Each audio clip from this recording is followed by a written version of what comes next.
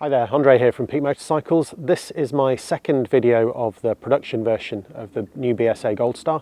So in this video, I'm just taking a close look all over the bike.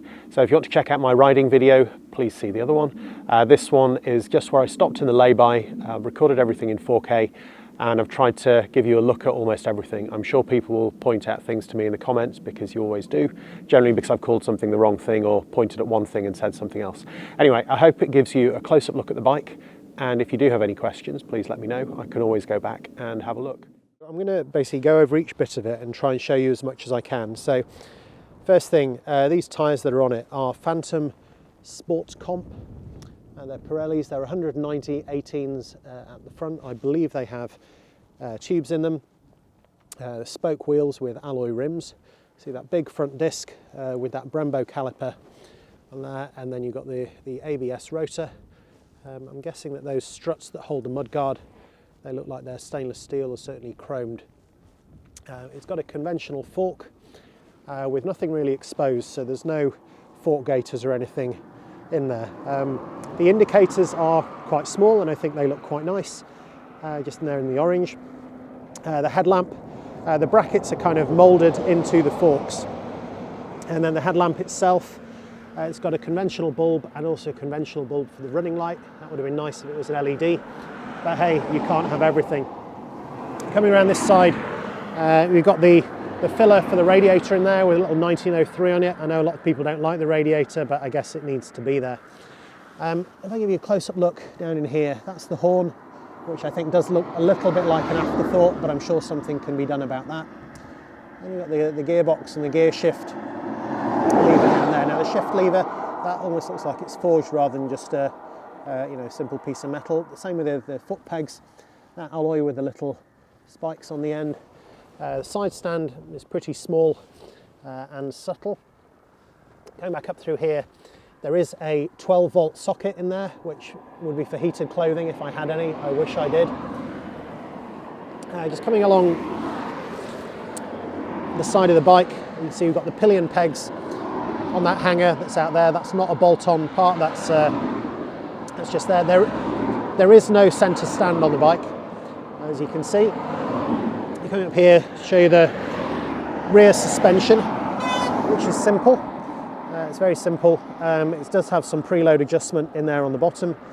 Brembo caliper with ABS at the back, and again a bigger alloy rim here, and this is a 150/70 17-inch rim at the back.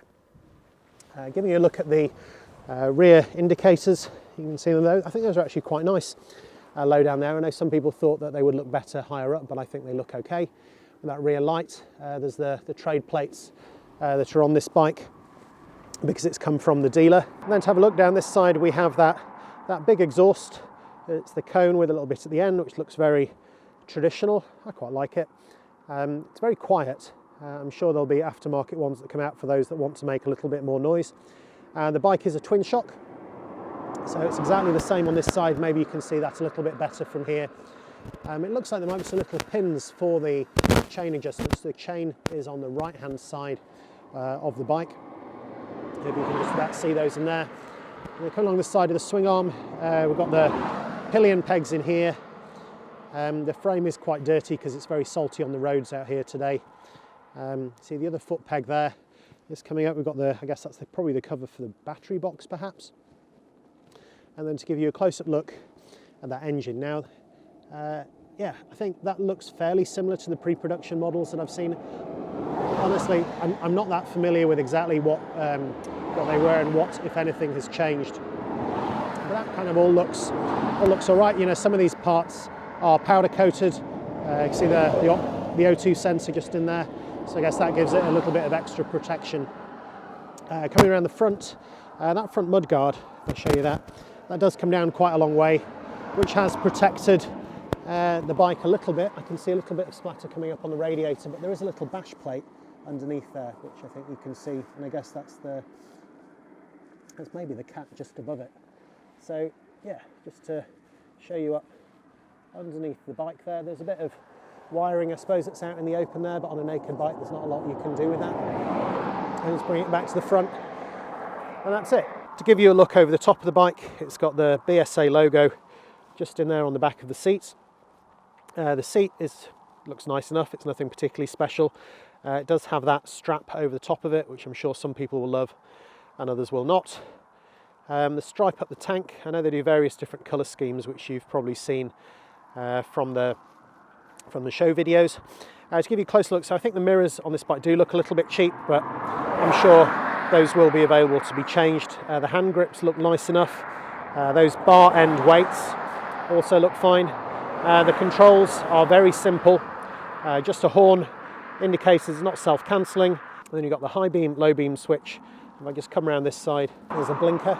In here we do have a USB charger, which has both USB-A and USB-C built in. A little bit of future proofing in there, which is nice. Coming up and over the top, we then have the clocks, which kind of sweep the other way round. So they start at sort of 2 o'clock and wind round to 10 o'clock. It does go up to 130 on the speedo. I'm just going to turn it on so you can see what that startup looks like.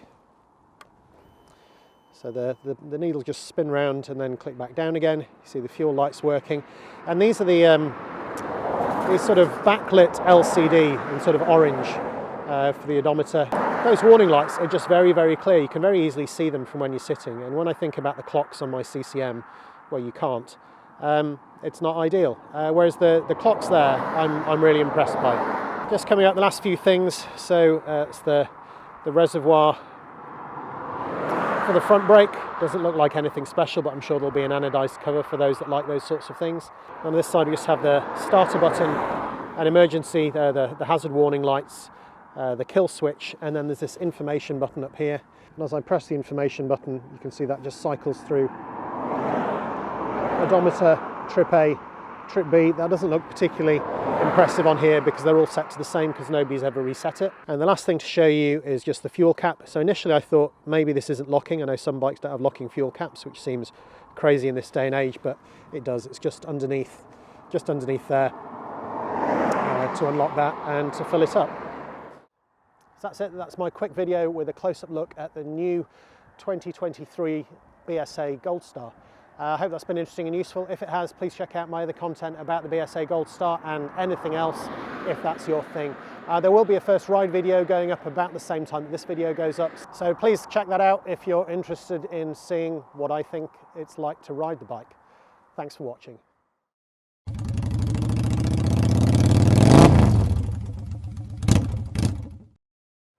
going to tag this on the end. It is really, really cold. I can't feel my fingers anymore. Just because it was sunny, I thought this would be a good idea to come out and do this today, but it is absolutely freezing cold. So I'm going to get back. I've got to do a short 70 mile an hour stretch, so I'm hoping my fingers don't drop off. I'm suffering, so you don't have to.